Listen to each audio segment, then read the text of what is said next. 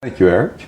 I think that I understand a lot more about your firm and where your business's journey has taken you. And I wanted to switch gears a little bit and ask you a little bit about the details of the services that you offer. So I'd like to start with, on your website, you offer a few reasons why a physician's office laboratory, or we can call them POL for short. Yes, let's just use POL from now on. Might hire you for your services. And one phrase that caught my eye, and let me quote this for you, is Arendash Consulting Services can provide you with in-depth answers and affordable solutions that will ensure compliance or help you become accredited. And I was wondering, could you walk me a little bit through what that means? Well, it means essentially that I can do as good of a job as the big guys can do at a much cheaper cost for the facility. For POL, the cost is a big factor. I have the expertise, knowledge, and experience to address numerous issues that a POL would face when trying to navigate the complex CLIA regulations. And I can do it at a very affordable cost. Essentially, that's what that means. I have years of experience managing, supervising, high complexity, moderate complexity testing. I have knowledge within CMS in the CLIA program. That means I know the intricacies of the regulations. I know how to navigate them. I know what the surveyors are going to be looking for. I know how to address problems that a laboratory would have that meets the CLIA requirements, and how to demonstrate that to a surveyor so that they have a firm confidence that the laboratory that I'm representing has a firm grasp on its problems and has corrected them in a way that they don't need to investigate any further. And that is a big accomplishment to be able to say that you found problems through your system, and here we've already taken appropriate corrective action that the surveyor would agree upon and be happy with. There was actually another phrase that caught my eye that I'd like you to help me understand a little bit better. Oh yes, I'd be happy to help you. And that's evaluating your compliance readiness and creating documentation that will fill any gaps you may have that will be acceptable to the inspector. Yes, so essentially what that means is often a laboratory has change in personnel, change in instrumentation, they get a new lab director, they get a new testing individual, they get a new instrument.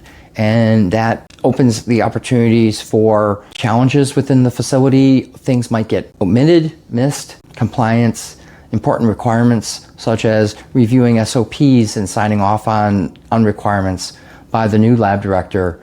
Or with new testing personnel, they might not have training documentation or competency. If there's a new instrument that gets installed, they might not have done all the things to verify that their instrument is working correctly, or they might not have the appropriate training by the vendor, or most importantly, they might not even be involved in proficiency testing because they might not be aware that it's a requirement. It's important to hire a person as a consultant to come in and assess where the laboratory is against what the requirements for CLIA is, so that I can address and put in stopgap measures that will remedy the situations that I find so that the laboratory can show it's in compliance by the time the inspector arrives.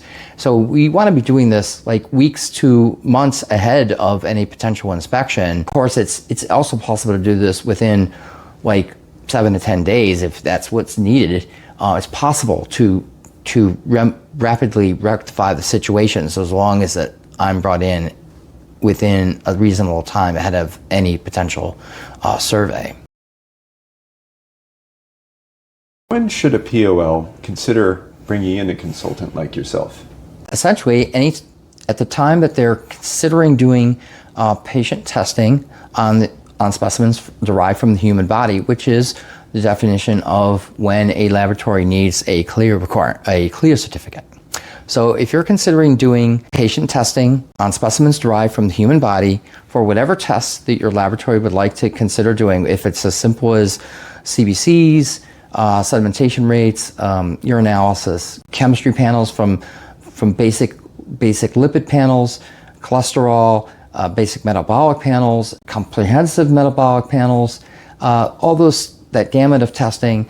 If it's derived from the human body, you need a CLIA certificate, and you want to have a consultant get involved. There's a number of factors that you need to be considering that would help you meet the CLIA requirements and be knowledgeable in what they are. So hiring a person as like a consultant would allow you to be knowledgeable. That person can convey the requirements, assess what you're trying to do, to who's going to be the lab director. Do they realize the implications of what they are going to be responsible for? Do they have the background and experience? Do they have the necessary license if the state requires a license? Also, we look at the size and the space that the office has available to dedicate for the laboratory. It might be as simple as a bench, or it might be, depending on the complexity and size of the equipment, it might need to be an entire room dedicated to the laboratory, and they will need to know and be advised of that and such. Also, the complexity of the testing that they want to do and the sheer number of tests that they're trying to do. Often offices take on way more than they're able to handle, and that correlates to, do they have the right amount of testing personnel, and are those personnel educated enough according to the regulations to be able to handle testing that the facility would like to see done. It also, does the facility have the appropriate monetary means, the budget that it's going to need to be dedicated to running a laboratory? So there's numerous factors that need to be considered to get an idea of the complexity of the work that would be involved to get a laboratory started. Hiring a laboratory consultant such as myself would certainly go a long way to get that process going. What if a laboratory has already received a deficiency report from a state agency? In that case, is it too late to hire a consultant? No, not at all. In fact, often that's been the way that personnel have reached out to me. They have concerns over a report that they received. They saw words like condition or standard in the report, and they got worried, especially with the word condition, because those are more severe types of deficiencies that the laboratory received. It's more complex to try to answer them. Either they have not tried, or they have tried numerous times to address them. They've gotten rejected, and they're seeking out a person of my expertise to finally address the issues with the state agency or even federal inspectors to correct the problems and provide adequate answers back to the surveyor that will be acceptable. You mentioned the terms condition and standard, and I'm wondering if there's a relationship between those two and perhaps a different way to respond? There is an important difference between those two, and it has to do with the severity of the finding that was made by the inspector. So the CLIA regulations are organized by sections, and in the section headings are often called conditions of participation. Now, within that, there are smaller requirements that are called standards. Now, standards comprise the condition. But standards, especially with requirements and qualifications, there's numerous ways to meet that. In other areas of the regulation, for example, in pre-analytic testing or analytic testing, in particular, analytic testing, let's talk about that real quick. It talks about calibration verifications, talks about quality control requirements.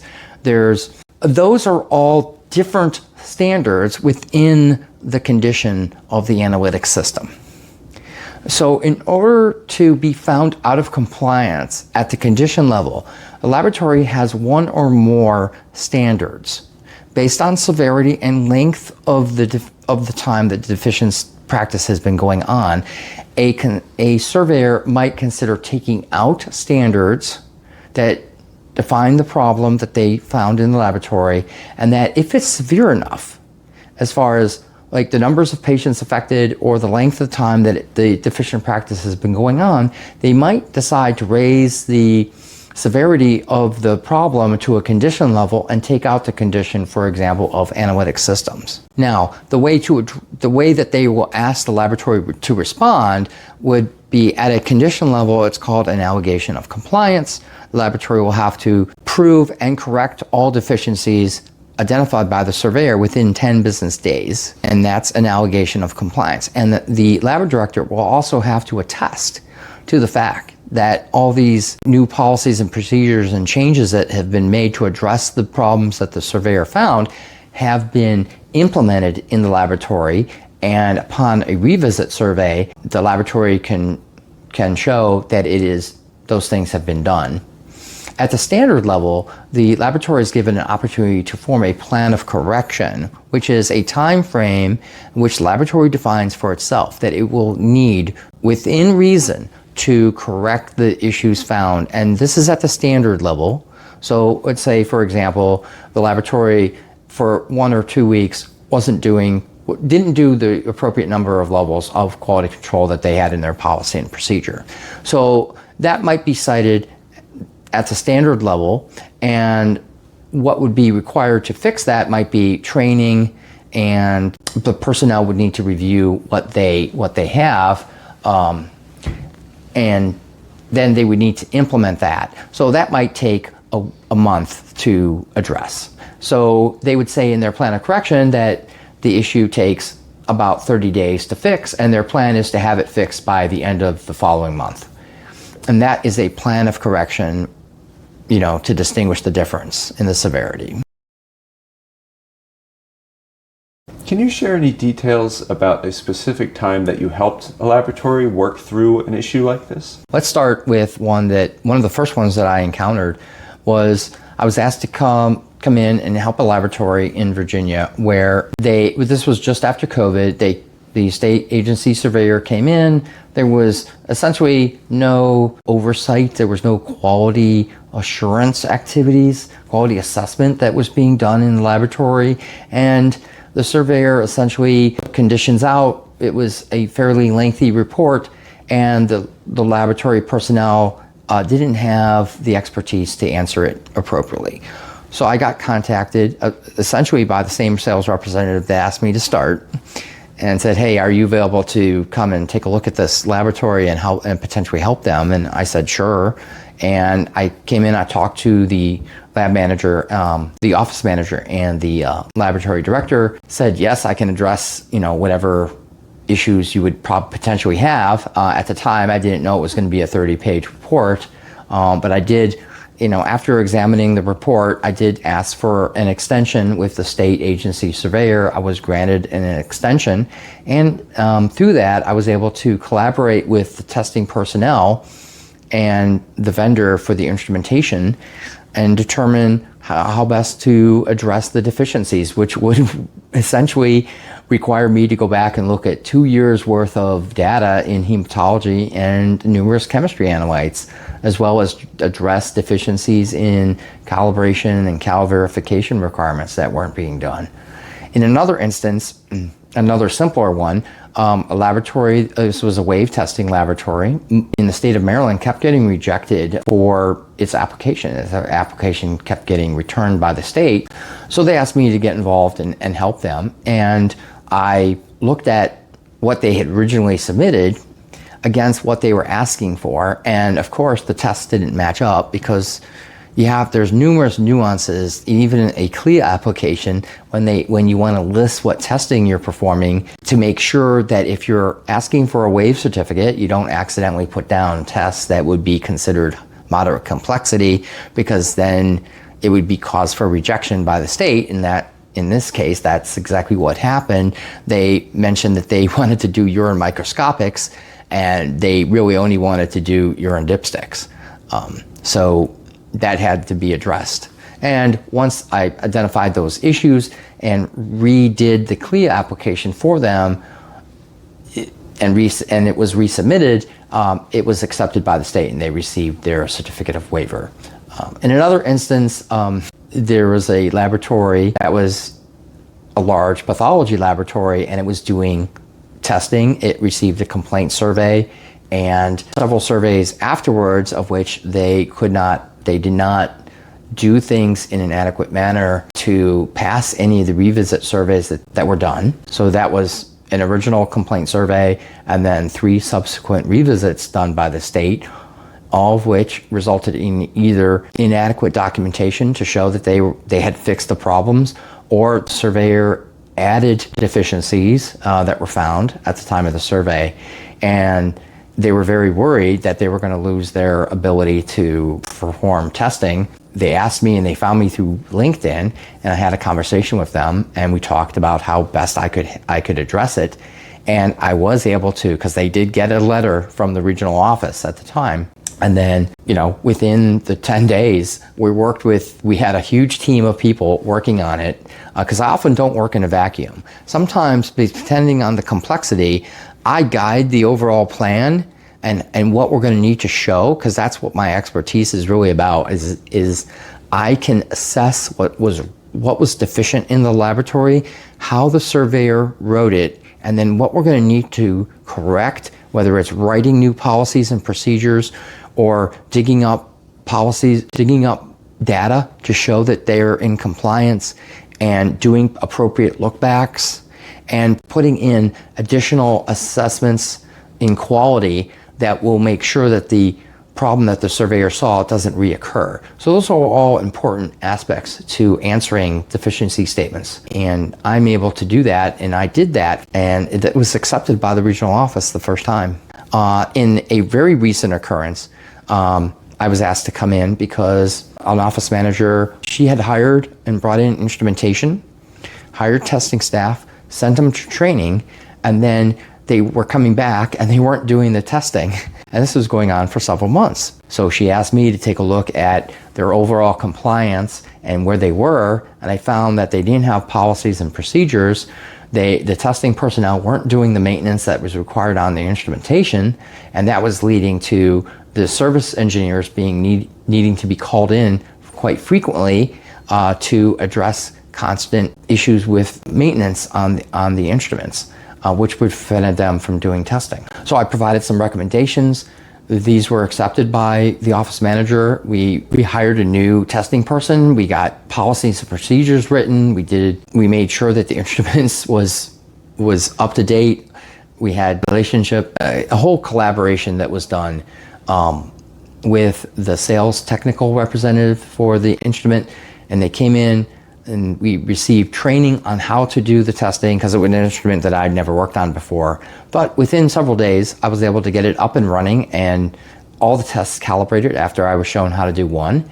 And we successfully, within additional week, brought up all the tests on a chemistry analyzer, and there were 13 of them, and got their CBC instrument working. She was able to begin reporting testing.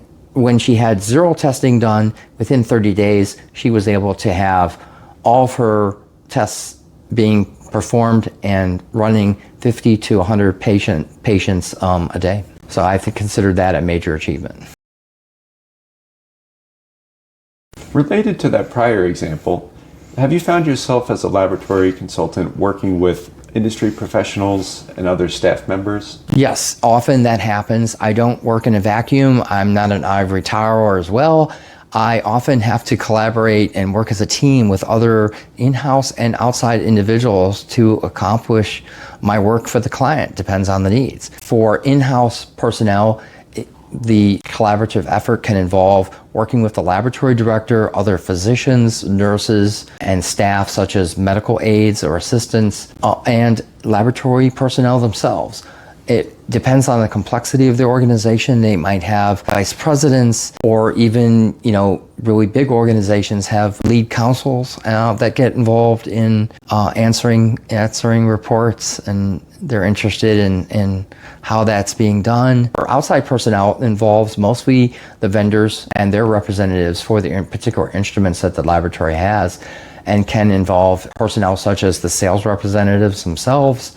It involves the technical specialists that are responsible for the installation of the instrument and training of the personnel. It can also involve laboratory service engineers and laboratory information system. If the laboratory is going to install a new laboratory information system, the vendor will send out a person to program and install the system within the facility. So that's an assessment of the tests that are going to need to be linked and added to the laboratory's profile, and everything that goes into building all the components of the laboratory information system.